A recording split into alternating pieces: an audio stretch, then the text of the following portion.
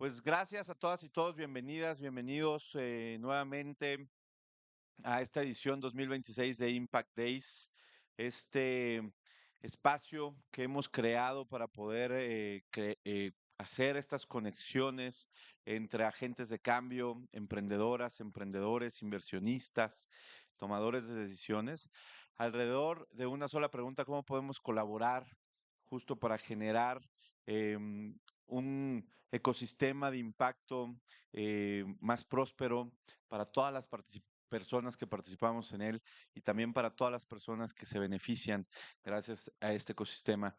Antes de empezar, les voy a compartir un poco las em, instrucciones de seguridad. En caso de sismo, y no está programado ningún tipo de simulacro, en caso de sismo y que se escuche la alerta sísmica, el punto de encuentro es cruzando la calle en el Camellón sobre Álvaro Obregón. Los invitamos a mantener la calma, a no correr, no empujar, no gritar. Y la salida es justo por la puerta principal, por donde entraron, y nos encontramos cruzando la calle. Y no hay que regresar al edificio, sino hasta que haya la indicación de que el edificio esté todo bien y sin problemas. Ahora sí, dando continuación a esta serie de actividades y esta última sesión del día de hoy, eh, la IA y el emprendimiento con un puntos de vista desde diferentes actores que hoy en día están trabajando en este ecosistema. Quiero invitar a Mario Marmisol, director de tecnología de Promotora Social México, a tomar la palabra para poder iniciar con el panel. Bienvenido, Mario.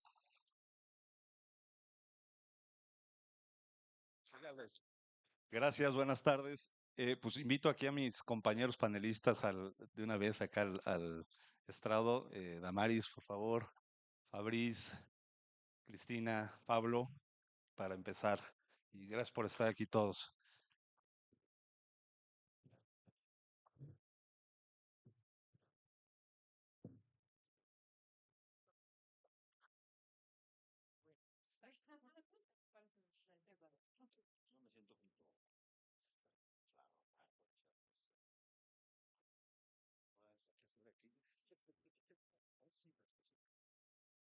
Pues buenas tardes a todos, bienvenidos. Hoy vamos a hablar durante estos días de los Impact Days. Se ha hablado ya en las diferentes sesiones de inteligencia artificial, pero hoy nos acompañan cuatro distinguidos panelistas que ven la inteligencia artificial y usan la inteligencia artificial desde dos frentes diferentes. Tenemos dos inversionistas, tenemos a Damaris, tenemos a Fabricio, ahorita los presento un poco con más calma, y tenemos a Cristina y a Pablo, que son emprendedores que utilizan fuertemente la inteligencia artificial en sus emprendimientos. Entonces, un poco el enfoque del panel de hoy es pues las diferentes perspectivas, cómo son complementarias y en esta ola de que estamos todos surfeando de inteligencia artificial, pues cómo le hacemos para maximizarla, no quedarnos atrás, cuáles son un poco los riesgos o no, en fin, de eso vamos a estar hablando en los próximos minutos. Y pues para presentarlos, quisiera darles unas cuantas líneas de quién es quién, ¿no? Tenemos a Cristina Campero, que es CEO y cofundadora de Prosperia, una health tech mexicana que usa inteligencia artificial para analizar imágenes de retina con IA y prevenir ceguera diabética. Cristina es un ejemplo de alguien que construyó una empresa previo a inteligencia artificial, pero que hoy pues es parte esencial de su modelo. Aquí a mi izquierda tenemos a Damaris Mendoza, que es partner en 500 Global, un fondo de venture capital muy, muy activo. Tienen más de 300 inversiones, y si digo algo que no es, me corriges o me lo ajustas, en México, Latinoamérica, y es socia junto con otros 5 personas que han venido invirtiendo fuertemente. Hasta el otro extremo tenemos a Pablo Carmona, que es fundador de Beta AI, es un diseñador de producto y solopreneur. Esto está muy interesante porque es esta nueva generación de emprendedores que utilizan la inteligencia artificial como parte de su equipo y que opera bajo un principio de no delegar, sino más bien automatizar. trabaja sin empleados humanos, apoyándose en agentes y bueno, ya nos platicará qué se siente dirigir a un escuadrón de agentes. Y finalmente a Fabrice Serfati, a quien tengo el gusto de conocer desde hace muchos años, es partner de Ignia desde 2007-2008 y Ignia es uno de los primeros fondos que apostó por las inversiones de impacto. eh, Gran socio de Promotora Social México, invierten en emprendedores que resuelven problemas fundamentales para México y Latinoamérica, y además de trabajar como socio, pues tiene y conduce el podcast de Read to Lead, ¿no? Hace poco teníamos una charla para organizar este panel y tiene como fondo torres, parecen columnas romanas o griegas de libros por leer y los que ya he leído y como que uno se siente que hay que leer más. Así es que bienvenidos todos. Eh, Quiero, antes de entrar a las preguntas, dar algunos datos sin asumir que todos los que estamos aquí sabemos el estado de la inteligencia artificial a nivel global, regional y particularmente en México. Y para no equivocarme, voy a leer aquí algunas cosas. Saqué, usando inteligencia artificial, algunos datos. Y en un estudio que recientemente hizo la Universidad de Stanford, nos dice que los modelos de IA ya superan la capacidad humana en preguntas científicas de nivel doctoral, razonamiento multimodal y matemática de competencia. Eh, pero hay una brecha de desempeño entre los modelos de Estados Unidos y los de China, que antes era como más amplia y hoy solo es como del 2.7%. Quiere decir que, pues del otro lado del mundo, pues también están trabajando fuertemente y pues que no hay, o sea, si bien hay cierta concentración de estos desarrollos, pues no estamos o no deberíamos de solo acostumbrarnos a un tipo de modelos, ¿no? También se reporta que la inteligencia artificial ya tiene un 53% de adopción poblacional en solo 3 años, ¿no? O sea, ni las PCs ni el Internet se adoptaron tan rápido como se hizo con la inteligencia artificial. Y si bien para nosotros fue, creo que 2021, 2022, que ChatGPT salió y fue como que se democratizó, ya inteligencia artificial ya se usaba, pues ha habido una adopción extremadamente acelerada, ¿no? Eh, Microsoft dice que en el primer trimestre de 2026, el 17.8% de la población laboral ya usa la inteligencia artificial. Y este dato yo no lo sabía, Emiratos Árabes Unidos es quien lidera con 70.1% y en segundo lugar, no, más bien, y en un lejano lugar 21 está Estados Unidos con el 31%. Entonces, ¿quién no iba a pensar que por allá por Dubái eso iba a haber mucha más adopción de inteligencia artificial que de este lado? Pero otro dato curioso es que si bien la inteligencia artificial puede tomar decisiones, puede darnos análisis complicadísimos, lo comentaba hace rato, solo el 50% de las veces puede leer un reloj analógico y darnos la hora correctamente, ¿no? Entonces, como esas cosas tan triviales que uno no sabe leer la hora, ¿no? Y bueno, ya para no tardarme más, México se está posicionando como un hub regional en términos de infraestructura. Los hyperscalers que son Google, Amazon, Meta, todas estas empresas que invierten fuertemente en datos e infraestructura, acaban de anunciar que van a meter alrededor de 6.000 millones de dólares para construir centros de datos en Querétaro. Entonces, si bien en otras zonas se están construyendo los modelos, pues México quiere posicionarse como ese hub regional en términos de infraestructura, ¿no?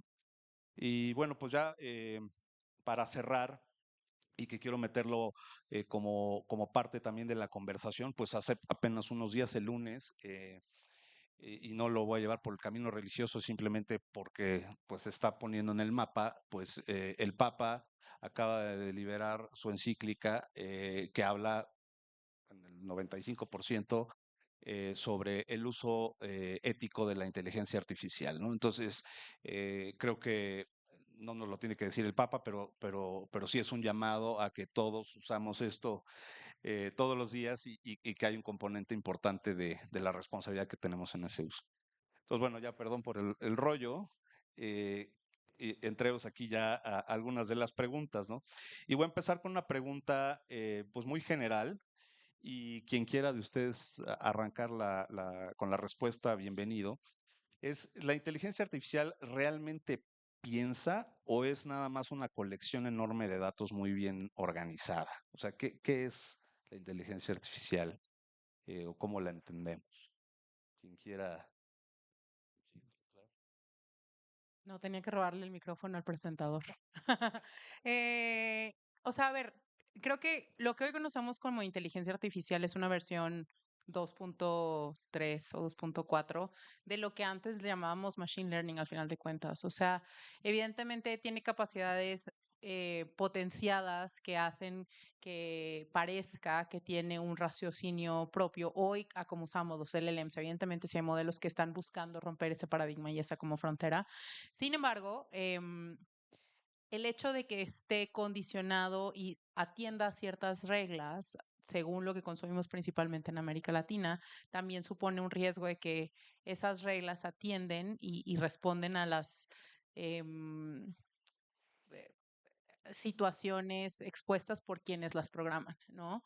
Y entonces, para entrar en calor muy rápido en el panel, al final de cuentas, hoy la mayoría de los ingenieros que están entrenando estos modelos, en su mayoría son hombres, hay una proporción también ahí no necesariamente balanceada respecto a background y tal, y entonces creo que si bien no es que hoy podamos tener el ciudadano promedio acceso a un modelo que en realidad esté generando i- ideas más sofisticadas on its own, lo que tenemos es un dataset sofisticado, pero condicionado por un sector de la población que no necesariamente es como representativo de el pensamiento humano diversificado y crítico. Em, no. Me gustaría complementar un poco la respuesta. Totalmente de acuerdo con Damaris, porque además es muy violenta, entonces si no estoy de acuerdo con ella, me pudiera y no quiero, Está haciendo una mucho menos en reputación. público. Este, yo creo que parte de las cosas que vale la pena cuestionarnos es qué entendemos por pensar. Y no me quiero poner demasiado filosófico, pero evidentemente, la inteligencia artificial que piense por sí mismo, justo como acaba de decir Damaris, es ese paradigma que se está buscando lograr y que eventualmente, pues, cuando empezó toda la interfase que era ChatGPT, que en realidad fue lo que hizo que esto explotara, que pudiéramos comunicarnos y hablar y escribir y tener respuestas, todo esto, se pensaba que iba a ser mucho más adelante y conforme va pasando el tiempo nos vamos quien trabaja en esto va diciendo cada vez está más cercana a esta frontera en donde estos modelos van a empezar a pensar. Pero les quiero compartir algo que, por ejemplo, nosotros estamos haciendo ahorita en el fondo. Acabamos de construir un cerebro con Claude. Pusimos conectores con el Slack y pusimos conectores con nuestro Pipedrive y pusimos conectores con nuestro mail y con el calendario y es increíble lo que le puedes sacar teniendo una conversación. Entonces, por ejemplo, el otro día quería yo mandar un one pager de una de nuestras compañías del portafolio. Le dije, oye, aparte chistoso porque te metes a hablar con él, ¿no? Oye, hazme un one pager de Monato, que esta era la compañía que quería yo promover. Por favor, revisa todos los últimos datos que tengo en Slack de la Junta de Consejo, ta, ta, ta. Y me sacó algo en lo que yo me subí al avión. Entonces, digo, se lo hubiera pedido a un asociado de los que trabajan con nosotros y pues se hubiera tardado un par de horas en lo que llego y esto, pues no sé si pensó, pero lo que hizo fue produjo algo que yo necesitaba, justamente haciendo uso de los recursos que tenemos a disposición pues para construir estas cosas.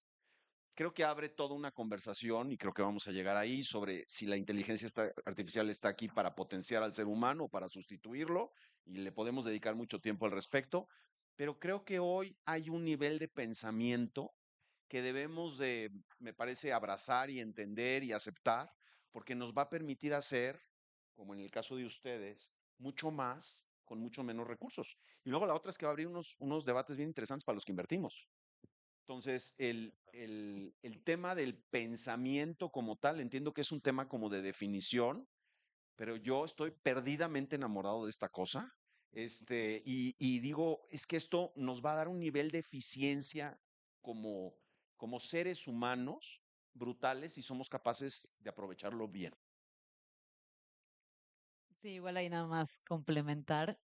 Creo que estoy de acuerdo con ambos. O sea, siento que el avance que han tenido estas herramientas llegan a cuestionarte, decir, bueno, ¿cuál es la definición de pensar? Y según eso, si digo, si puedo decir si lo hace, o sea, si piensa o no piensa, porque creo que en outputs de trabajos que le pides, o incluso teniendo conversaciones humanas, es impresionante cómo se puede asemejar a una conversación o a un output que obtendrías de un humano.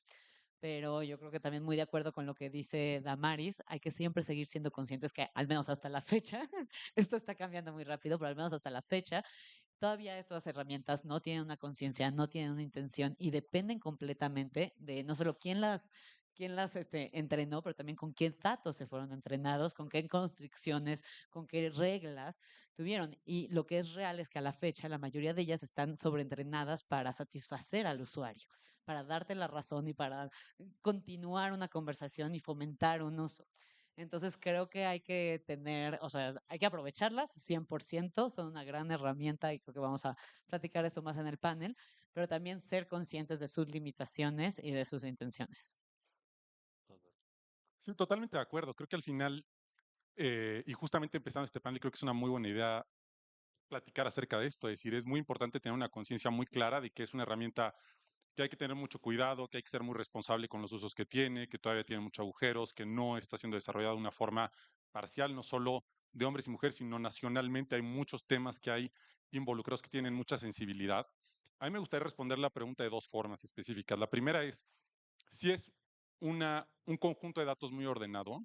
Y a mí me gusta hacer esta comparación. Es como si de pronto tuviéramos dos bibliotecas con un bibliotecario cada una. Y entonces, en cada biblioteca tenemos en una, vamos a decir que es el buscador de Google, es este sistema de buscador. Y del otro lado tenemos este sistema que es más como la inteligencia artificial como la conocemos. ¿Cómo funciona cada una? Entonces, cuando yo voy con el buscador, lo que hace es que yo le digo, oye, quiero aprender de finanzas. Lo que va a hacer el bibliotecario es me va a agarrar de la mano, me va a llevar al departamento de finanzas, me va a dejar ahí y me va a decir, mira, yo soy muy ordenado. Entonces, ya arranqué todos los libros que hay más o menos en este pasillo, en todo esto. Te digo quién rentó más, menos, para qué sirven, tal, y tú investigalo. Ahora, por otro lado, tenemos la inteligencia artificial que lo que hace es que cuando tú llegas con el bibliotecario se va solo. Se va a ese pasillo de finanzas, llega, lee 4 o 5 libros que cree conveniente, que justamente este es como un tema sensible de qué libros escoge, y regresa y te da una respuesta específica. Ahora, el segundo punto que quería tocar era esta parte de decir cómo responde, piensa o no piensa. Y es muy interesante porque al final creo que la palabra pensar lleva una connotación muy sensible de una conciencia, de que existe una conciencia detrás.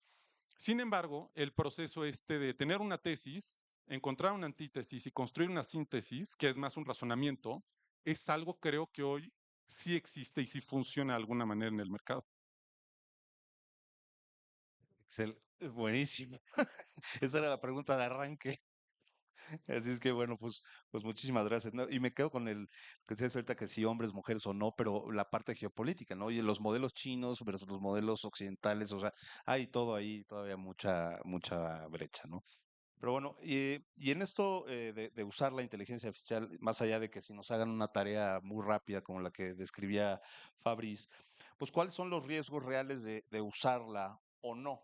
Eh, Incluyendo el lado ético, ¿no? Refería yo hace rato lo de la encíclica de Magnifica Humanitas, que plantea que el uso de la IA pues no puede estar concentrado en unos cuantos y que pues las decisiones más importantes siempre tienen que estar pues en el humano, ¿no? O sea, a lo mejor a ti Fabriz te hizo este reporte que necesitabas, pero pues si, o sea, ¿para qué tenemos a Fabriz si la inteligencia artificial va a decidir, ¿no? O sea, para darle instrucciones, pues no. O sea, ¿dónde está ese criterio? ¿Dónde está esa experiencia? Que creo que hoy esa fórmula es muy poderosa, ¿no? La experiencia previa de quienes nos tocó remarle sin IA, y podemos exponenciar las cosas. Entonces, ¿cómo lo están viviendo ustedes? Cristina, por ejemplo, en salud, ¿no? Que pues hay una responsabilidad importante, ¿no? En lo que la IA te pueda ayudar. El paciente, pues, dice, ¿qué onda, no? Sí, completamente. Y creo que ahí es más fácil empezar por la segunda parte de la pregunta. Yo creo que el riesgo de no usarla es quedarte atrás, ¿no? Es no ser tan eficiente, no avanzar tan rápido, no llegar más lejos o a más personas que lo necesitan, donde no hay doctores, no poder ampliar esa cobertura. Entonces creo que, o sea, sí o sí se tiene que utilizar. Creo que ahí entramos a a la primera parte de la pregunta, es, bueno, ¿qué riesgos existen de usarla? Y yo creo que pues parte de lo que mencionaba Damaris, y más cuando hablamos en temas de salud, es sesgos. O sea, tienes que basarte que cualquier modelo que tú intentes utilizar va a tener un sesgo porque existe más información de cierto tipo de pacientes en ciudades, conectados, hombres de ciertos países, de ciertas, así como, y justo poblaciones vulnerables que no tienen acceso a servicios de salud van a ser los que van a estar menos representados. Entonces, si solo te basas en la existencia de la información tal cual, vas a tener un modelo que sirva mejor para las personas que pues sí lo necesitan, pero más acceso tienen y que sirva peor para las personas que más se pueden beneficiar de esta tecnología. Entonces, creo que ahí es indispensable pues, tener un equipo que uno esté consciente que existen estos sesgos y hacer un esfuerzo adicional para asegurar esa representatividad y pues esa equidad algorítmica de lo que estás generando. Riesgo número 2, yo diría, es como tomar la inteligencia artificial como la verdad absoluta, ¿no? No todavía no estamos ahí, tal vez algún día sí, pero todavía no estamos ahí. Todos los modelos tienen alucinaciones, todos los modelos tienen sesgos, todos los modelos, por más que abordes esos áreas, es muy difícil poder brindarle todo el contexto, toda la información, todos los detalles que pues uno como persona o como equipo tiene para que pueda dar una respuesta. Entonces, pues saber muy claro cuál es el lugar que es como una herramienta de brindar información, de eficientar varios procesos, pero no tiene que ser la verdad absoluta. Y el tercero, yo creo que también es la transparencia hacia el usuario y en nuestro caso pacientes y médicos sobre qué uso se dan de sus datos, para cuáles son estas limitaciones y cuáles son las ventajas de la tecnología, qué puede hacer sí, qué puede no hacer, y con eso basar mucho cómo se usa. Por ejemplo, en nuestro caso tenemos algoritmos que analizan imágenes de fondo de ojo para detectar problemas que puedan que puedan derivarse en ceguera. Y aunque nuestros algoritmos tienen precisión más alta que el promedio de oftalmólogos en las validaciones que hemos hecho, todavía mantenemos la plataforma como un estudio de tamizaje o de prediagnóstico para referir a un médico. Y esto por principio ético de diseño, porque uno, podemos tener errores, igual que un humano, pero podemos tener errores. Y dos, creemos que la atención de salud tiene que ir más allá de una plataforma o un reporte o una inteligencia. O sea, se tiene que valorar, para dar un diagnóstico, un tratamiento, se tiene que valorar al paciente como individuo y se tiene que acompañar con la empatía, con la calidad humana que pues un médico puede brindar más allá de nuestra solución. Buenísimo. Pablo, tú con tu operación que depende de agentes, ¿quién responde si algo sale mal? O sea, ¿cómo manejas estos riesgos? Pues a veces solo sale mal, ya ni modo. Pero esperemos que la gran mayoría de veces no. Pero sí son cosas que necesitas de pronto contemplar mucho. La ventaja es que yo también tengo como un background de programador. Estoy trabajando como programador más o menos como 4 o 5 años. Entonces también entiendo mucho este tema de cómo manejar los tipos de errores y cómo cubrirse a la hora de sacar un producto. La verdad es que de pronto sacar algo al mercado tardas, no lo sé, a lo mejor te voy a decir 2 días o 3 días en diseñar el producto, pero en cubrir todo lo que puede pasar mal es donde te tarda realmente 1 o 2 semanas. Ahora, los riesgos son muy interesantes, complementando también lo que dice Cristina. El tema de la privacidad es un tema delicadísimo, porque son cosas que de pronto mete tus datos, o sea, ¿cómo se creó este sistema? ¿Cómo se entrenó ChatGPT para que supiera cómo interactúan los humanos, qué respuestas dan? Básicamente se fusilaron el 60%, o sea, el 60% del modelo de ChatGPT 3.5, que fue como este inicial muy loco, eran respuestas de Reddit. Y así se han fusilado cualquier cantidad de cosas, ya no digas imágenes, videos, que ahorita es otro tema interesantísimo. Entonces, hay un tema ahí muy delicado con el tema de la privacidad, con todo lo que está pasando, pero al mismo tiempo es una concesión muy interesante en el sentido de decir, entonces, ¿qué haces como país? No avanzas con eso y no desarrollas inteligencia, o al mismo tiempo, sí, o sea, eliminas un poco la propiedad intelectual, que es una cosa terrible también, pero avanzas muy rápido. Entonces, es jugar esos dos partidos. Y otro dato que me enteré hace pocos días que me ha volado los sesos es que si tú hablas inglés, ChatGPT, vamos a decir, usa sus funcionalidades, su memoria, pero si tú estás hablando español, gastas el 60% más de tokens, es decir, gastas más memoria, gastas más inteligencia, solo por hablar español.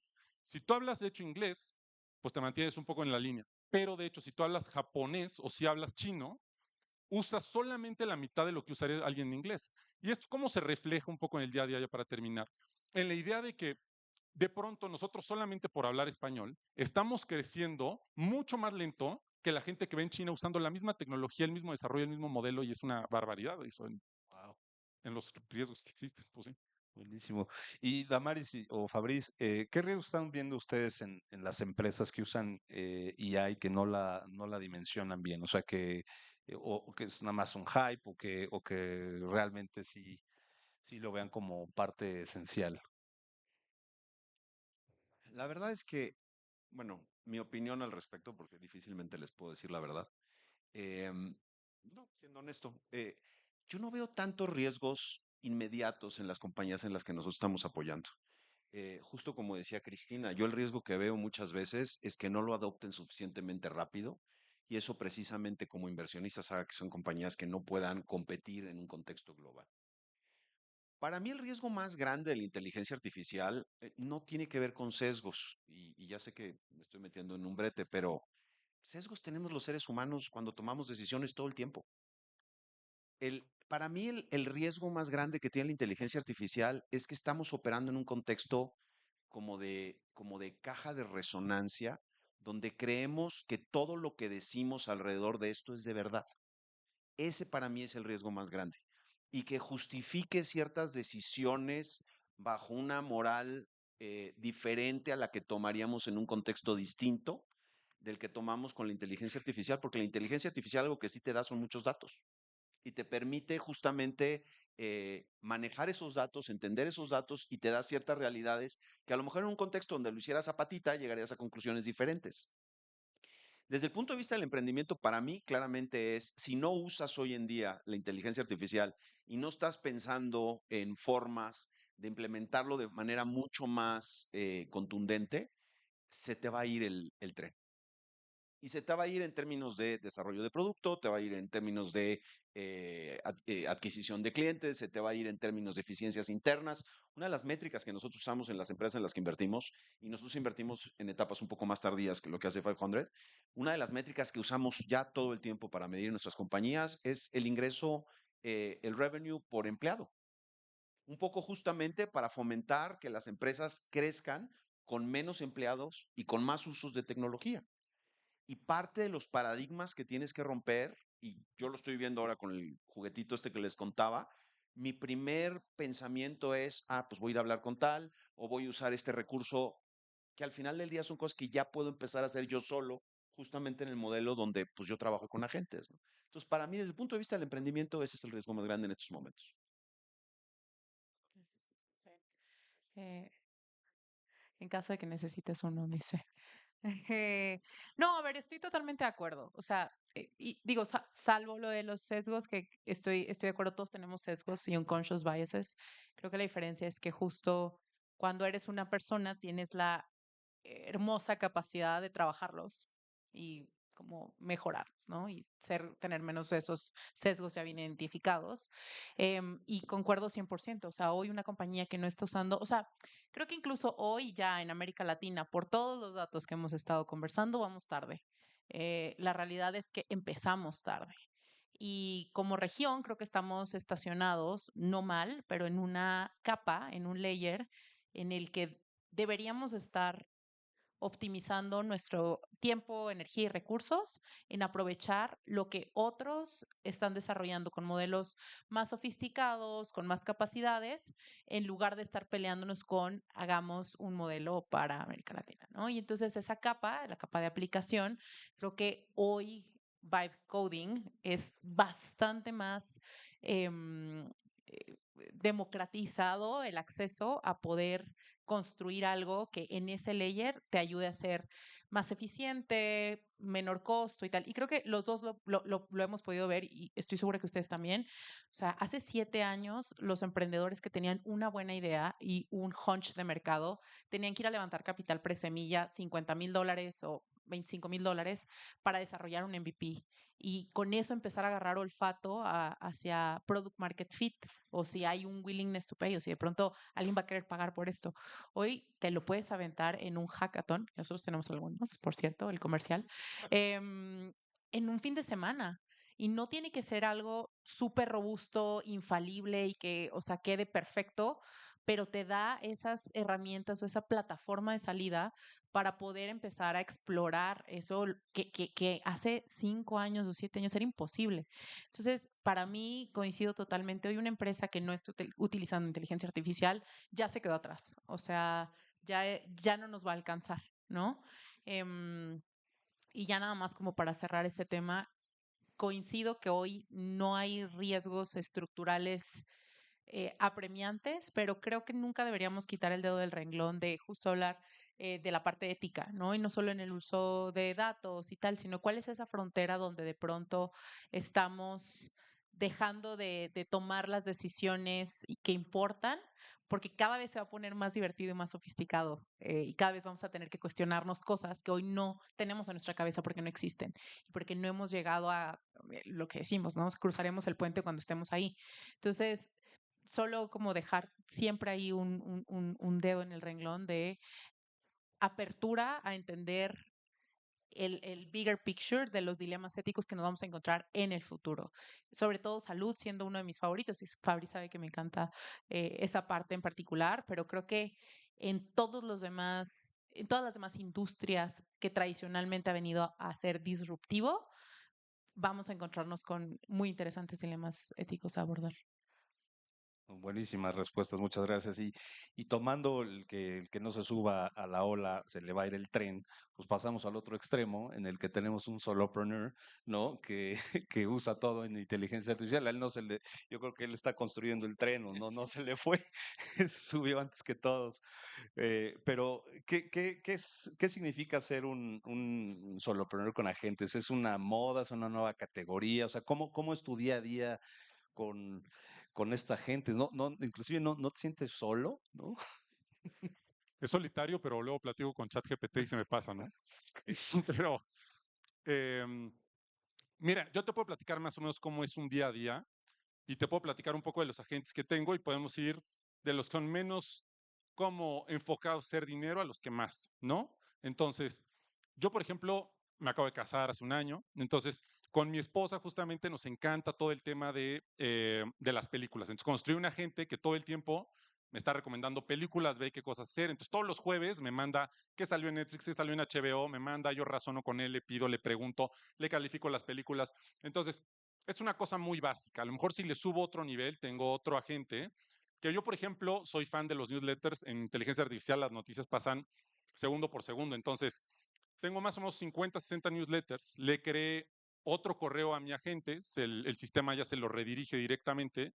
El agente lee todos estos newsletters y a las 9, a las 12, a las 4 y a las 7 me manda una nota de voz con el resumen de qué pasó en todas esas horas. Entonces, eso es algo que también pues, puede ser muy útil. De pronto también ahorita estoy arriesgando un poco más, entonces ya lo estoy dejando invertir ahora en el mercado también. Entonces también tengo otro agente que se dedica a invertir y ver qué pasa, ¿no? Obviamente lo estoy haciendo con mucho cuidado, no es algo que lo recomiende ahorita, pero está muy interesante. Luego ya tengo agentes pues ya un poco más serios, vamos a decir, vamos a platicar a lo mejor de 2 casos de agentes que yo tengo con clientes que funcionan todos los días, ¿no? Tengo un cliente que tiene una fábrica de cajas, entonces el cliente viene y me dice, oye, ¿sabes qué? Consigo un crédito, mi fábrica de cajas va a crecer un 70-80% y pues necesito empezar a meter clientes. Ahora, él tiene una ventaja que justamente tiene una certificación de estas ISO no sé cuál, que permite que con estas cajas él pueda mandar comida a domicilio. Entonces, a mí se me ocurre una estrategia que es de pronto entrar a Uber Eats con el sistema, revisar todos los restaurantes, evaluar y filtrar solamente los que tienen menor calificación, vamos a decir de 3. De esos de 3, revisar, todo el sistema revisa todos los comentarios, entonces puede verificar quién se quejó por empaque, filtrar esos restaurantes, buscar a los dueños de esos restaurantes y venderles el producto de mi cliente como tal. Entonces, las tasas, por ejemplo, en ese sentido de aceptación, pues son mucho más altas que si de pronto pusiera un anuncio en Instagram, ¿no? O ahorita, por ejemplo, igual estoy tratando de enfocarme un poco en educación y estoy desarrollando un agente igual.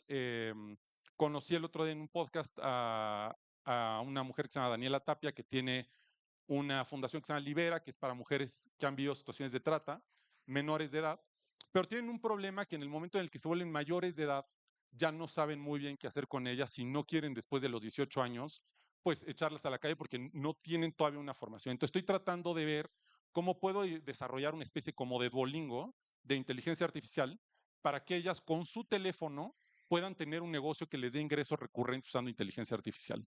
Entonces, es más o menos cómo se ve un día en mi vida en general.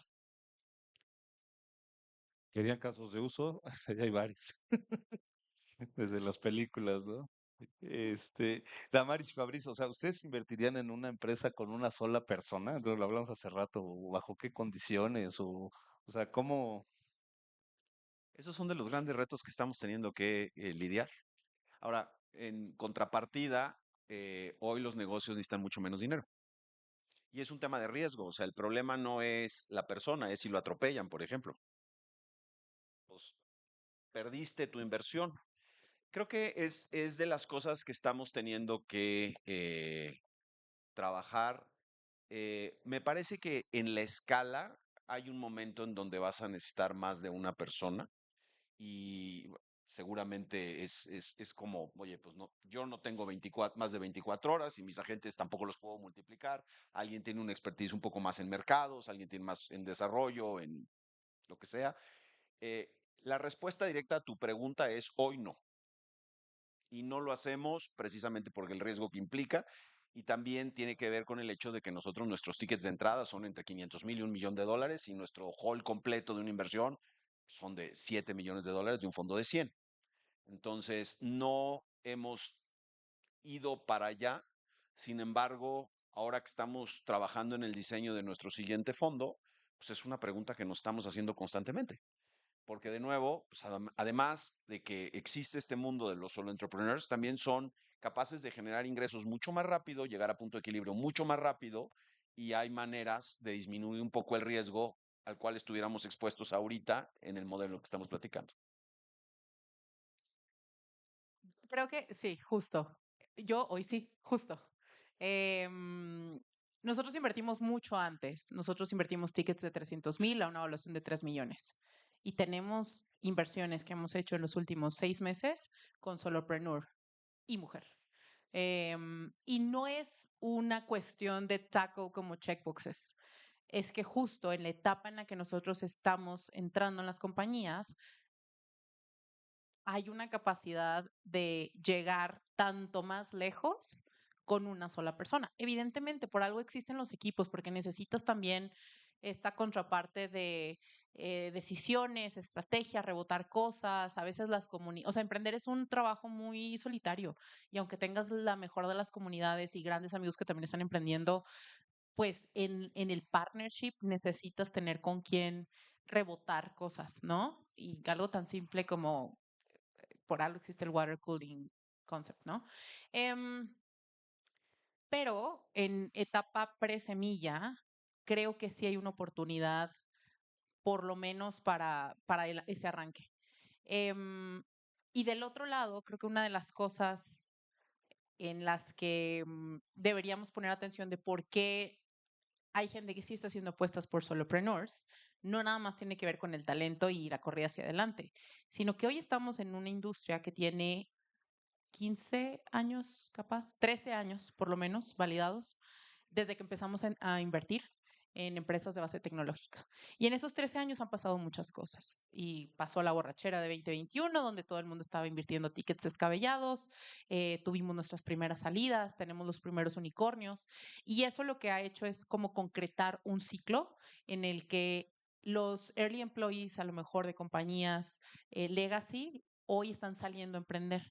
Entonces, tienes desde second time founders o third, fourth times founders, operadores y gente que creo que está justo en las preguntas de más adelante de cuál es ese diferencial que hoy se ve. Si hoy el acceso de AI, perdón, está tan diversificado, pues, ¿qué hace especial a un equipo fundador o a un emprendedor? Y es eso, que empieza a ser más relevante la trayectoria, el conocimiento de la industria, del problema que está resolviendo, porque eso es lo único que no va a tener una barrera de entrada, ¿no? Y entonces, justo en esa combinación entre experiencia acceso a tecnología y que hoy construir es mucho más barato que en el pasado, creo que le da una cabida a esa mezcla tormenta perfecta para solopreneurs en presemilla. Oye, y si puedo agregar nada más un pensamiento que me vino a la mente, también esto está cambiando. Sí. O sea, eventualmente me puedo imaginar perfecto un clúster de 3 solo entrepreneurs construyendo soluciones y nosotros perfectamente invirtiendo en eso. Entonces, pues estamos en una transición y creo que es parte de lo que hay que reconocer y hay que abrazar, ¿no? Y si nos preguntan la siguiente semana, probablemente haya una respuesta diferente. Cristina, tú en Prosperia, ¿cómo ves este crecimiento o ese balance entre seguir creciendo con inteligencia artificial junto con un equipo humano? ¿O hasta dónde ves esas limitaciones de un lado o del otro? Sí, yo, o sea, en mi experiencia desde que empezamos la compañía, lo hicimos entre, o sea, yo y mi cofundador, y creo que haberlo hecho yo sola, incluso si estuviéramos ahora en este mundo con todos los agentes y todas las herramientas que estábamos platicando, no lo veo tan posible. Parte justo por lo que decía Damaris, o sea, el camino de emprender es muy complicado y por más que tengas amigos y que les cuentes, si no estás, o sea, si no es alguien que está en el día a día viviendo estos retos y estos problemas, pues es difícil relacionarte. Y creo que también hay algo ahí de como complementariedad entre las personas. O sea, por ejemplo, pues mi background es mucho más en la parte de ciencias y de negocios. Mi co-founder es el que más es experto en inteligencia artificial y tecnología. Él es como mucho más ambicioso, soñador, menos o sea, tiene más apetito al riesgo. Yo soy mucho más práctica de ejecutar, siguiente paso, un poco más adversa al riesgo. Y creo que esa complementariedad nos ha hecho que pues esto siga y sigamos creciendo, porque si él estuviera por sí solo, no hubiera dado el, el siguiente paso y todo se hubiera salido de control. Si yo hubiera estado sola, pues no me hubiera atrevido a soñar un poco más allá. Entonces creo que esa parte es muy importante y a mí en lo personal me da un poco de miedo este esquema de solo entrepreneur, parte por lo que platicábamos en la pregunta de antes. Todo el mundo tenemos sesgos y todo el mundo pues somos humanos imperfectos, pero creo que al tener un equipo te fuerzas a cuestionar esos riesgos, a escuchar otros puntos de vista y como dijo Damaris, a ir aprendiendo y corrigiendo esos sesgos. Si solo eres un solo entrepreneur, por más brillante, por más experiencia que tengas, pero si te rodeas de agentes que tú mismo has entrenado, pues vas a estar en esta caja de resonancia que decía Fabriz, donde solo vas, o sea, no vas a aprender o cambiar ese sesgo, solo o lo vas a retroalimentar y pues yo creo que ahí el riesgo de que acabes desarrollando algo que sí pueda tener un impacto, que pueda ser responsable, equitativo, etcétera, es mucho más complicado. Buenísimo. Oigan, y si oh, creo que la inteligencia artificial lo que ha hecho es un poco nivelar la cancha, ¿no? Antes, digo, no antes, hace tanto, decían, no, y aprende a codear, ¿no? Y era así como la habilidad que todo el mundo teníamos. Ahorita lo mencionaste, ahora vibe coding es, pues aprende nada más a expresarte bien y programa por ti, Cloud Code o la que quieras. Pero si todos ahora tenemos acceso más o menos a las mismas herramientas, entonces, ¿qué hace única a una empresa? O sea, ¿cómo se diferencian a la hora de estar usando la tecnología? Sí, justo. Para mí es el equipo. O sea, creo que volvemos a lo básico o a los fundamentals que teníamos como industria hace 15 años. El equipo, o sea, que sea un equipo que si le das un puesto de aguas frescas, lo va a convertir en un imperio. Y que en el camino va a aprender, a iterar y ser resiliente y tal. Y que ese equipo tenga justo la experiencia necesaria para saber qué, cómo y cuándo iterar y obsesionarse. O sea, eso que decíamos antes de, ay, obsesión por resolver un problema, suena súper lindo y súper poético, pero la verdad es que también te puedes casar con un problema y estar ahí neciando y no llegar a nada, ¿no? Entonces creo que lo que hoy estamos experimentando como humanidad de cambios cada 72 horas, y si ustedes se meten a estos chats donde están como publicando nuevos modelos, alguna novedad de quién compró a quién se peleó con quién, Elon Musk pidiendo dinero y tal, o sea, todo el tiempo estamos recibiendo información nueva de hacia dónde estamos yendo, ¿no? Y entonces puede ser súper abrumador. Y sin embargo, tenemos equipos que todos los días se le están rifando y están dejando la camiseta en la cancha para con todo eso construir desde América Latina algo increíble, que compita a nivel global. Un punto que no hemos tocado es que creo que ya venía pasando y solo se potenció con la pandemia, pero esta idea mental que teníamos de fronteras, ¿no? Oye, una empresa mexicana quiere abrir oficinas en Colombia, pues va y físicamente abre oficinas en Colombia, ¿no? Y contrata gente en Colombia. Y de pronto tenías en la pandemia compañías chilenas, argentinas, colombianas operando en México de una manera, ¿cómo decirlo? Como no en cuerpo presente, ¿no? Y creo que eso solo nos empujó más rápido a asimilar que hoy cada compañía que tira una línea de código está compitiendo en una arena global. Ya no es una arena regional nada más.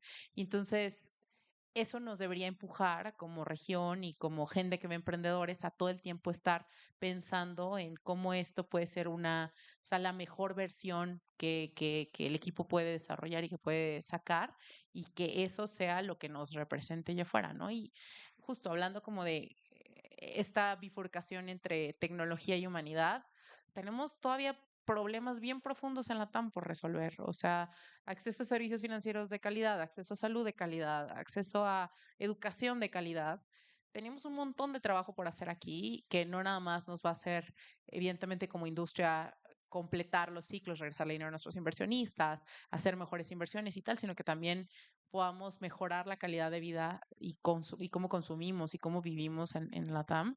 Y creo que así, o sea, si ponemos nuestra atención hacia allá, pensando en que estamos como en una paradigma sin fronteras y tal, medio que tiene que salir bien, ¿no? O sea, a pesar de que estadísticamente las probabilidades siempre van a estar en nuestra contra, algo bueno tiene que salir como el camino. Entonces, perdón, di muchas vueltas. Para regresar, equipo. Perfecto, Cristina. Sí, aquí o sea, estoy muy alineada con lo que dice Damaris y yo creo que si parte del equipo es necesario para construir algo que pueda tener un valor real a resolver un problema local. Y yo creo que, bueno, nosotros lo vemos, aunque sí, nuestros algoritmos son muy precisos y son muy hermosos y los hemos diseñado con mucho cariño. Y yo creo que alguien puede fácilmente poder replicarlo y hacer un algoritmo que sea igual de preciso de lo que nosotros tenemos. Yo creo que el valor o la ventaja competitiva que tenemos es no el algoritmo per se y la precisión, sino cómo lo utilizamos y cómo se diseña todo el sistema para que resuelva un problema real, o para que realmente ayude a abordar las barreras que le vivimos en México para llevar acceso a salud de calidad a comunidades rurales, a puntos donde ahorita los oftalmólogos no están llegando. Y creo que para lograr eso, tener un equipo, un buen equipo y un equipo diverso, un equipo local que entienda esos retos, es indispensable. La data con la que alimentas tus modelos, tus herramientas, también es clave, que pues justo la medida de lo posible reduzcan estos sesgos. Como desde el diseño de la información, la comunicación, el lenguaje que utilizan tus soluciones, para que al dar un resultado pues sea interpretable por el paciente, el médico oftalmólogo, pero también la enfermera o el técnico que tiene al paciente de frente.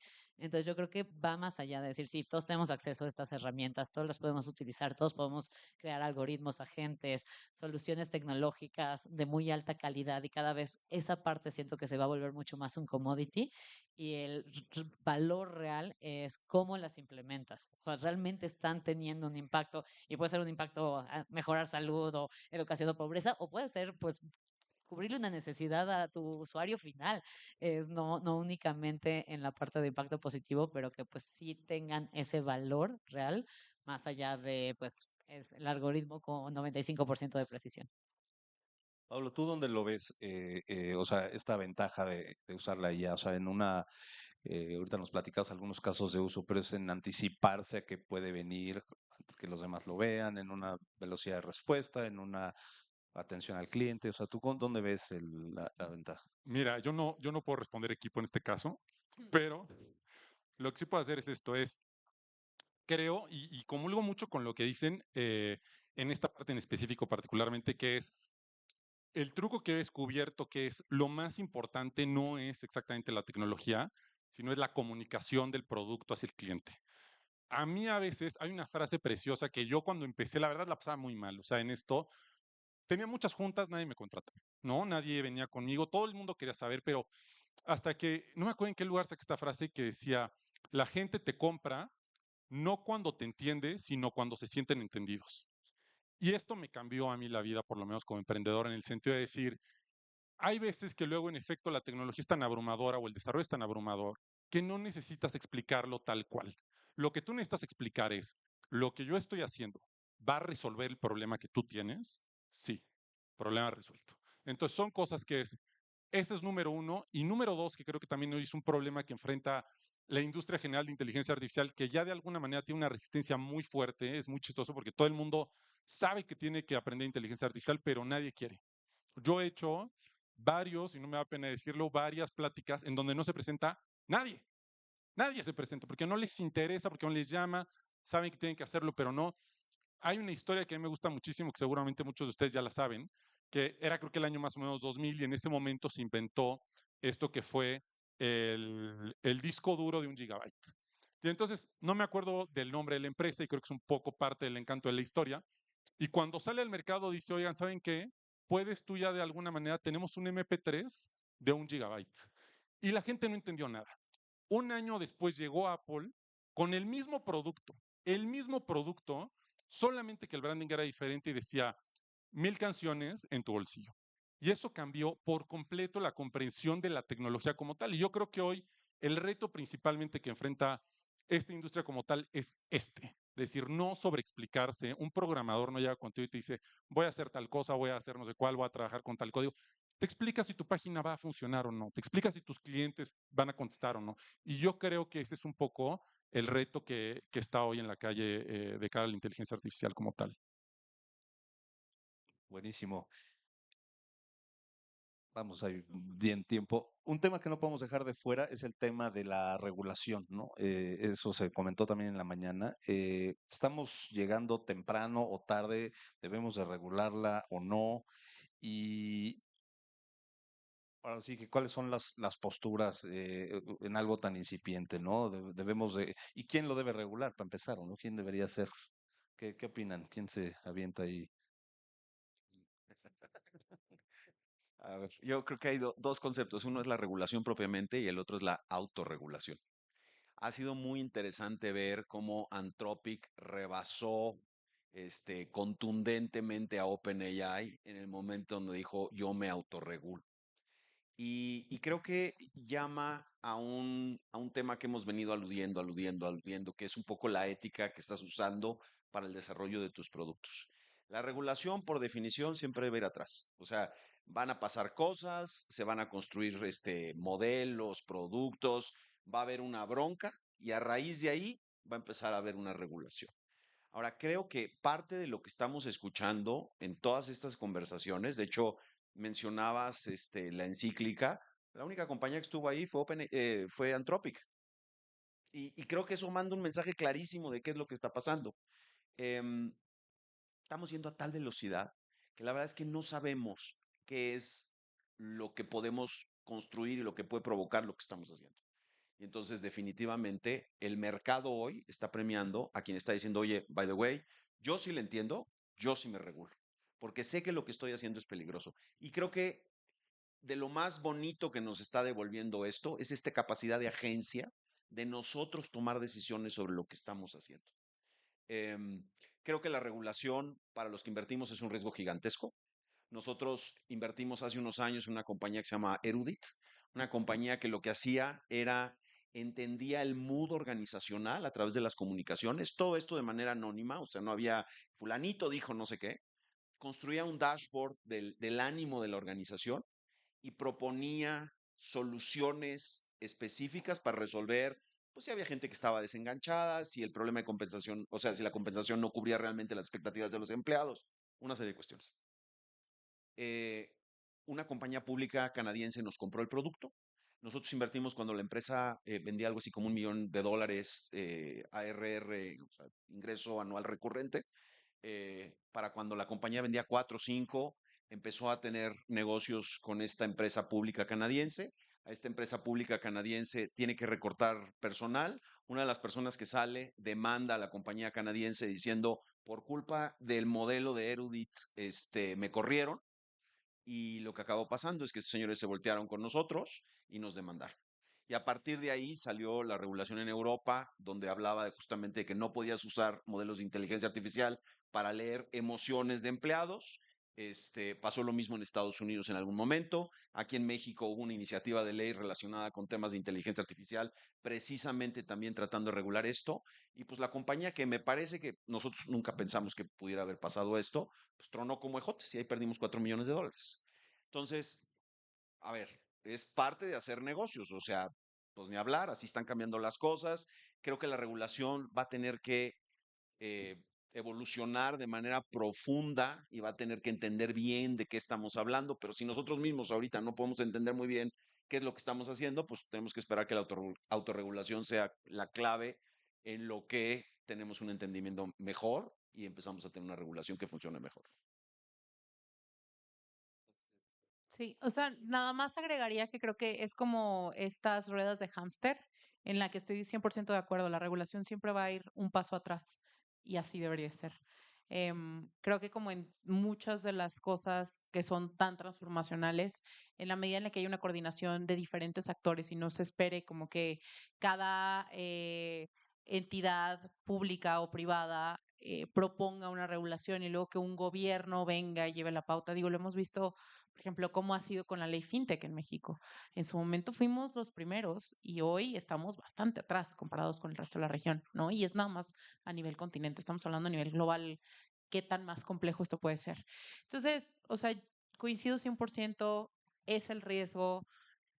Hay muchos otros riesgos a nivel negocio, que creo que la parte de regulación siempre está como en la parte de atrás de tu cabeza, pero no necesariamente toma un rol protagónico en el primer momento de la toma de decisión. Es algo importante a mantener ahí atrás.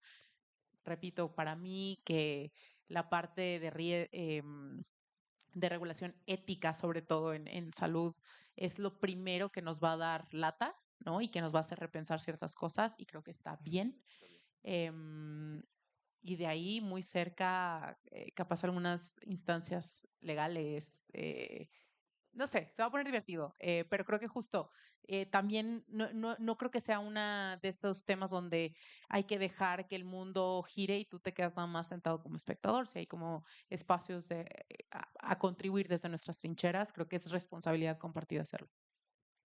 Y ahí me encantaría compartir nuestra experiencia, pues justo usando IA en salud, que es de los temas que dices, uno debería de tener regulaciones en estas cosas, ¿no? O sea, hay muchos grises, si en algo debería de haber una regulación es en salud. Nosotros cuando empezamos y lanzamos Retinia ya como un producto comercial viendo pacientes, en México con Cofepris no había un camino regulatorio, obviamente, para esto. Nosotros lo que hicimos fue meter una consulta técnica, decir esto hacemos, esto no, un poco irnos al esquema de autorregularnos, de cuestionarnos muy bien qué nos parece ético, correcto con lo que sabemos al momento y de eso posicionar la herramienta más como un estudio de prediagnóstico, tamizaje y no como una herramienta diagnóstica. Y eso fue pues al final un criterio interno que decidimos aplicar. En algún momento, igual como decían, pues nos fue de gran ventaja que no existiera una regulación, porque pudimos avanzar y pudimos comercializar y pudimos crecer y probar y iterar y mejorar sin ese freno, sin tener que hacer todos esos candados. Sin embargo, ahora que ya empieza a haber una regulación, pero también hecha, o sea, un poco con las patas, que no es clara, hay muchos grises, nos deja un poco en un limbo, que yo te diría, o sea, como empresas en salud, y esto es algo que he platicado en varios foros, pues, sí queremos una regulación clara, porque eso nos va a dar una ventaja competitiva, es decir, de quién sí lo está haciendo bien y quién sí se gestiona estos dilemas éticos y hasta dónde sí y hasta dónde no. Y también nos va a poder brindarle mucha mayor confianza a clientes y poder agilizar muchas transacciones, negociaciones, puntos que ahorita no tenemos las herramientas, no tenemos el sellito, la certificación de poder abrir esas puertas.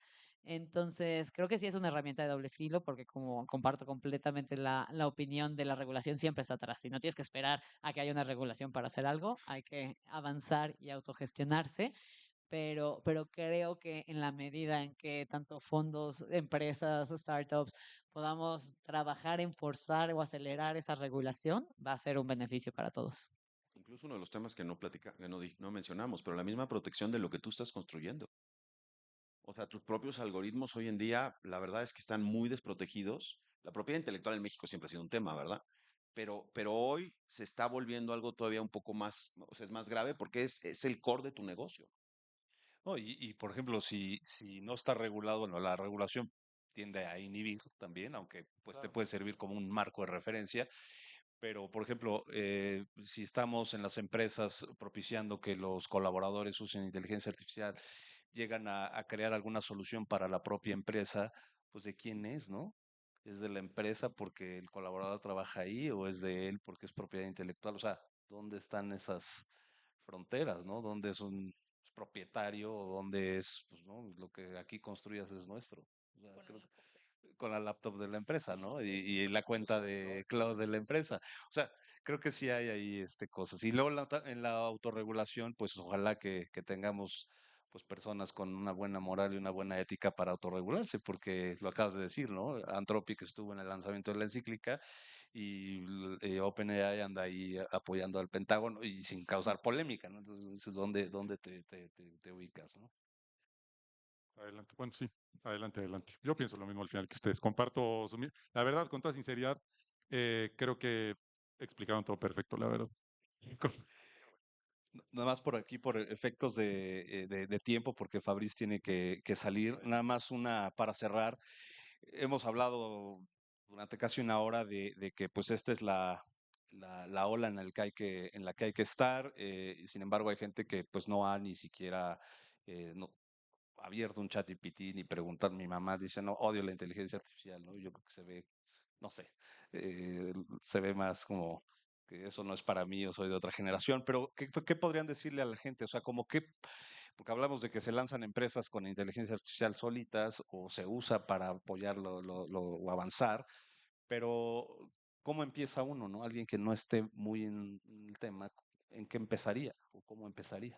¿En lo individual o un emprendedor? ¿Qué dirían ustedes? ¿Cómo empezar? Miren, lo que les puedo recomendar que es muy, muy útil es que al final esta misma herramienta te sirve para aprender. Entonces, no hay cosas que yo no recomiendo bajo ningún motivo. Yo no recomiendo libros en este caso, a pesar de que los libros son muy valiosos, pero ¿qué pasa? Lo mismo de una vez que se escribió el libro, se editó, se publicó, ya pasaron 7, 8 meses que la inteligencia artificial son 200 siglos, ¿no? Entonces, es muy difícil ahorita libros específicamente para inteligencia artificial que no sean a lo mejor de una rama más filosófica de inteligencia artificial. Esto es muy válido, pero técnicos no lo recomendaría. Cursos, no recomendaría cursos tampoco en este sentido. Son cosas que es, el tema de los cursos, creo que es un tema que también envejece muy, muy, muy, muy rápido. Y luego también hay cursos muy, muy, muy, muy caros, por lo que hoy en día pueden encontrar en YouTube. Entonces, yo me basaría solamente en estas dos cosas. Si a él le quieren sumar podcast, 100%. Y una recomendación también, yo creo que estamos nosotros muy hechos por cómo hemos usado la tecnología en todos estos años, a que la tecnología nos dé más trabajo que hacer. Un buen uso de la inteligencia artificial te va a dar menos trabajo, no más. No platicamos mucho de este tema, pero lo que es más importante de la inteligencia artificial y donde está el truco es en la automatización. Tienen que aprender esta parte es brutal. Por último, ya nada más. em, si ustedes también están usando ChatGPT o están usando Claude Code, particularmente Claude, y no están usando Codex, y no están usando Claude Code, es como si estuvieran mal usando Google. Entonces, son cosas que es mucho menos abrumador de lo que parece. Pueden aprender ahí mismo, pueden preguntarle qué hago, cómo aprendo a hacer vibe coding, cómo aprendo a publicar o hazme esta cosa tú por mí que no entiendo nada. Entonces, 100%, es lo que yo les puedo recomendar, que sería lo más útil que yo podría pensar para que arranquen con todo, que sí les va a hacer una diferencia radical, la verdad. Sí, igual aquí mi recomendación muy, muy alineada también sería, o sea, como platicar, encontrar personas, ya sea de tu perfil similar o algo, para compartir casos de uso, porque siento que eso es muy fácil de decir, ah, mira, pues este lo está haciendo así, no se me ocurrió, y de ahí surgen ideas que luego puedes explorar igual con tu herramienta de elección, de preguntarle, oye, ¿cómo puedo hacer esto? Y utilizarlo como herramientas para aprender. también más para la parte de cómo adoptar inteligencia artificial para tus empresas, también acercarse mucho a OpenAI, Google o así, siempre tienen programas, siempre tienen webinars de hacia empresas y más hacia startups donde enseñan sus nuevas herramientas y cómo te pueden ayudar a beneficiar el mundo y te pueden dar asesorías y te llevan porque pues ellos quieren que tú seas un usuario de sus herramientas y ganarte versus las otras. Entonces también buscar muchos de estos cursos porque como dicen, no son cursos, no pagas, son gratis y más bien son casos prácticos que te inspiran de cómo se pueden utilizar. Yo le voy a ayudar a Damaris a hacer el anuncio que no va a ser ella, que se sumen a un hackathon de lo que están haciendo. La verdad es que yo me pasé mucho tiempo oyendo podcasts y todo el mundo me decía es que le tienes que entrar y la neta es que no le entraba. Y es bien difícil porque hay tanta información y pues, te sientes enfrente del chat y pues lo saludas, ¿no? Y te contesta y bueno, ¿y cómo empezamos tú y yo? Y pues sí, exacto. Entonces, yo más bien sí son comunidades, creo que ahí le pierdes el miedo y creo que estas comunidades tienen un interés bien grande en que la gente los use, entonces hay que aprovechar eso. Buenísimo, pues nada más para cerrar, pues hoy oímos 4 opiniones diversas sobre IA, pero sin embargo todos coincidimos en que tenemos que estar ahí, ¿no? Que la IA no es el futuro, está ya súper presente y que pues cómo la usemos y obviamente éticamente, pues depende 100% de nosotros, no de la misma inteligencia artificial. Entonces, de verdad, muchas gracias, Damaris, Cristina, Pablo, Fabriz, gracias por compartir con nosotros este espacio, sus opiniones y yo creo que daría espacio para un par de preguntas para que podamos liberar a Fabriz. No, bueno, claro, pero a lo Sería mejor una la respuesta grosería. es tuya. Sí, no. Bueno, gracias. ¿Qué tal? Muchas gracias por su plática. Me llamo Roberto Nieves y junto con Oscar estamos haciendo una firma de inversión, Venture Capital. Y bueno, nosotros ya adoptamos el AI como parte de nuestra estrategia. Aquí es una pregunta más desde el lado del punto de infraestructura. Yo siento que estamos construyendo el castillo en arena, ¿no? ¿Qué pasa con el agua? ¿Qué pasa con la infraestructura, con cloud, los data centers? ¿Qué pasa con toda esa infraestructura que todavía no está? Inclusive la inclusión de quantum computer. O sea, cómo se perfila todo eso? Gracias. O sea, para mí es un play diferente. O haces venture o haces infraestructura. Porque justo los periodos de inversión, los montos y tal, es un tremendo problemón, definitivamente. Pero es como si quisieras apagar un incendio con un vaso de agua, ¿no? O sea, el playbook es completamente distinto. Y creo, o sea, no estoy delegándole ese problema a alguien más o a otros equipos de inversión, pero hay gente mucho más preparada que el VC tradicional que hoy vemos en América Latina, incluso la inversión de impacto como con tintes de venture capital, como ese híbrido, que hoy no tiene la capacidad ni los recursos, ni sistémicamente acceso a capital, ni como el beneplácito de tener inversionistas de fondo perdido que te vayan a cubrir ese gap. O sea, para mí que justo hay un play de private equity que tiene al menos unos 18, 24 meses moviéndose hacia allá, que bien puede capitalizar de eso, pero yo no lo juntaría con venture capital para infraestructura de ese estilo. No sé si por ahí iba la pregunta.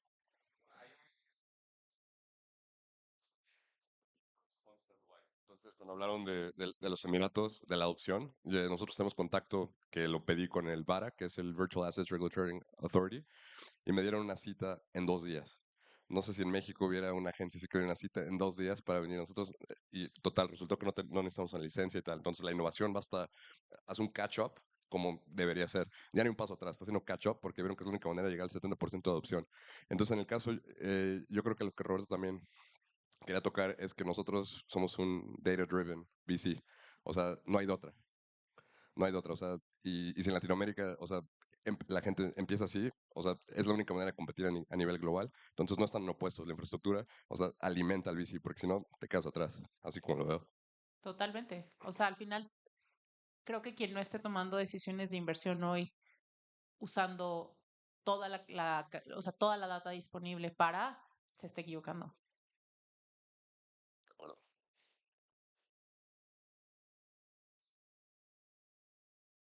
Hola, gracias por sus comentarios. Mi nombre es Salvador Martínez Salva. Yo soy el fundador y director de la Jalisco Tech Week.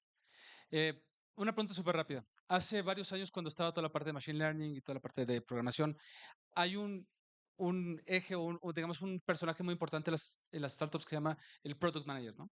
Ahora con toda la parte de IA, con toda la parte de estos solopreneurs, ¿cuál es esa figura que debe existir que buscan los VCs que tengan las startups, más allá del visionario y más allá de la parte del que maneja IA? ¿Dónde está esa persona? ¿Cómo se llama ese puesto, esa persona que pueda resolver las problemáticas antes de que llegue, que es algo que la IA no te va a dar? ¿Ustedes qué opinan? ¿Hay uno o no? Yo creo que el encargado de producto sigue siendo el encargado de producto, nada más que sus características son un poco diferentes. Pero el que desarrolla producto, el que entiende la necesidad, el que junta un poco al equipo para producir la solución, sigue siendo el mismo.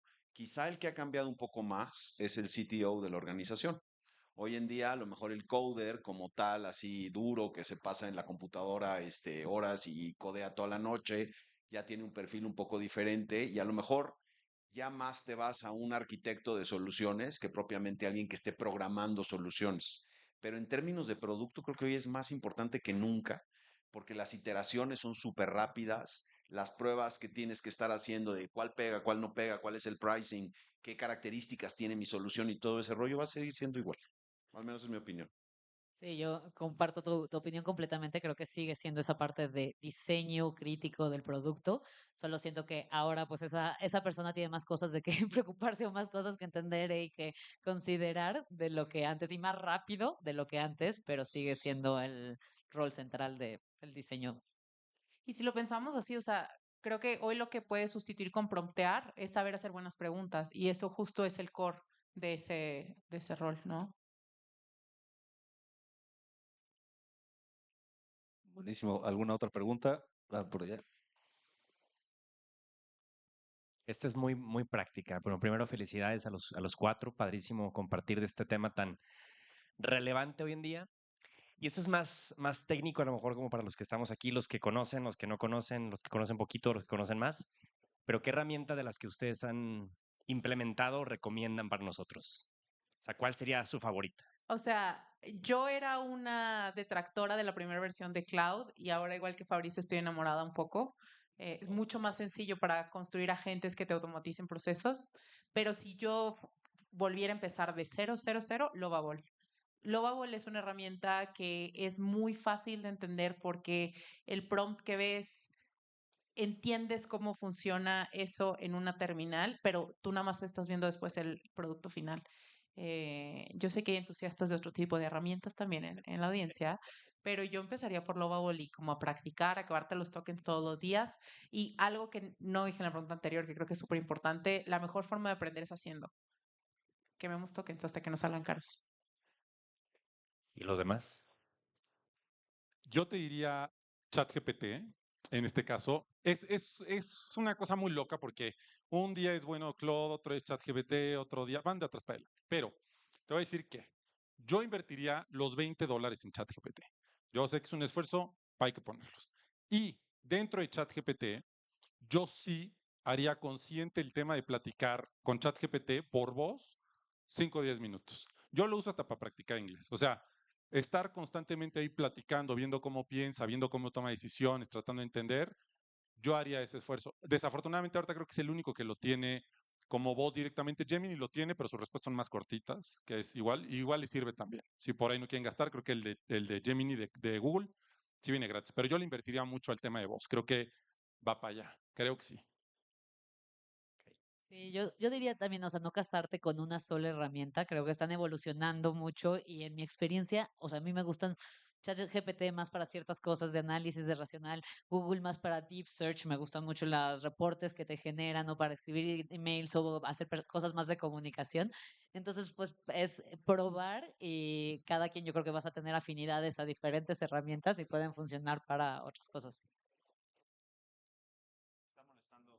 Maris me quiere que conteste, pero la verdad es que no tengo nada que contestar. O sea, nosotros empezamos a usar Gemini, y honestamente con lo que veo con Claude no tiene nada que ver, pero evidentemente yo soy un light user, o sea, yo hago queries y cosas de este estilo. Para entrarle, la neta es que no sabría con qué. Gracias. Buenísimo. ¿Alguna pregunta por allá?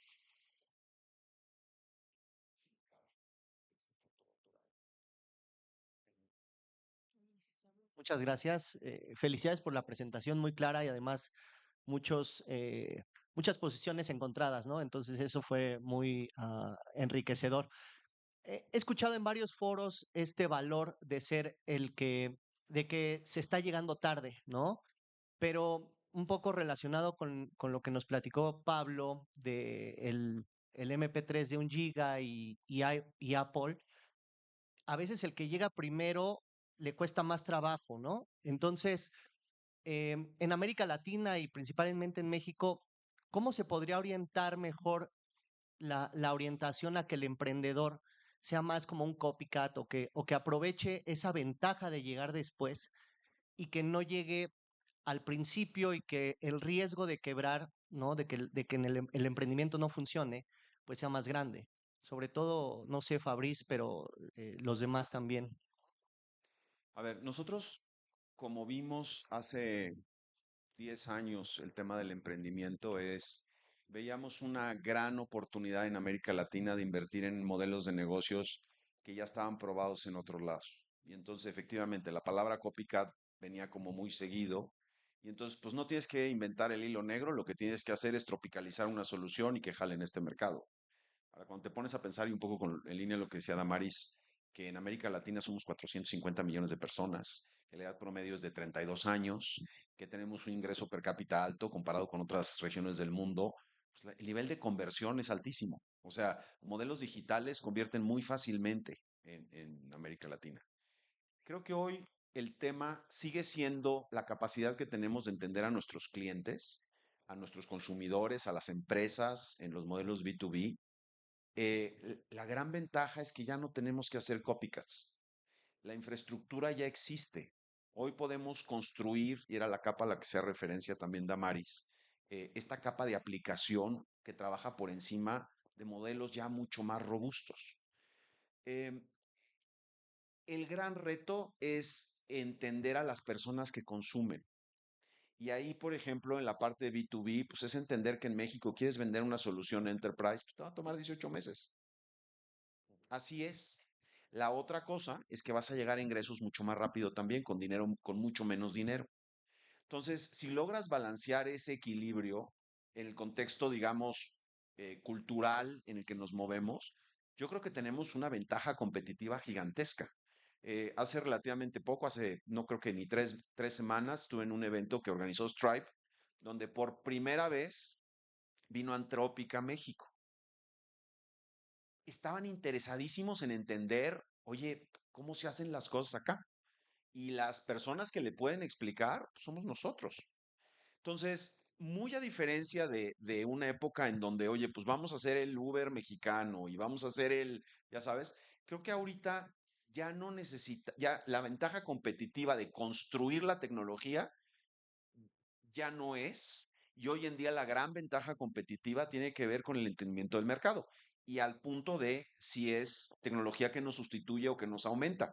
Creo que hoy se puede utilizar esta tecnología para aumentar nuestras capacidades, pues en este caso como proveedores de servicios. Sí, nada más. Hola Fabricio, en particular me llamó mucho la atención algo que habías comentado que en algún momento platiqué con Pablo, que es cómo es el papel hoy del programador. O sea, porque ahorita decías que el CTO ya no tiene el mismo papel y ahora quienes queremos emprender, pues yo no sé en realidad qué tanto ya necesitamos un co-founder que tenga ese perfil, porque pues por ahí sí le podemos entrar al vibe coding, pero también es cierto que hay ciertas herramientas y que hay ciertos problemas de seguridad, incluso legales, que hombre, sí te podría ayudar tener alguien especialista en programación, Totalmente. independientemente de que tú le entres, pero yo no sé cómo ves eso, si desde el primer momento lo tendrías que tener o generar tu MVP y pues ver después quién te Yo en lo que me podría voy a acompañar. fijar es en la atracción del negocio. A mí me da igual si hoy tienes un CTO o no tienes un CTO. Si ya estás produciendo ingresos y hay tracción y el producto está traccionando, hombre, la decisión va a ser tuya del talento que traigas. Lo que pasa es que antes para generar eso necesitabas tener un CTO porque si no, no tenías nada que pudieras probar de ninguna forma. Me disculpo, me voy. Literal, de verdad, es cumpleaños de mi esposa y tengo que volar a Monterrey ahorita. Y si no, no, pero no quiero que se acabe. Están muy buenas las preguntas, pero de verdad me dio mucho gusto verlos. Gracias.